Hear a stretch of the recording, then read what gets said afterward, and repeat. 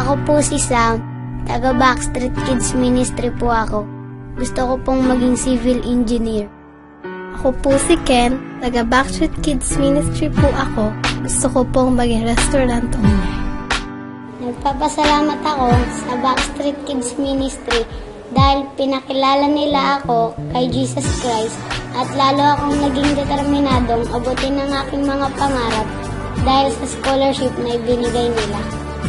Dahil sa Backstreet Kids, nakilala ko si Jesus Christ pati na rin ang aking pamilya at lalo akong nagsisikap sa aking pag-aaral dahil sa pinagkaloob nila sa aking scholarship. Maraming salamat sa mga ate at kuya ng Backstreet Kids.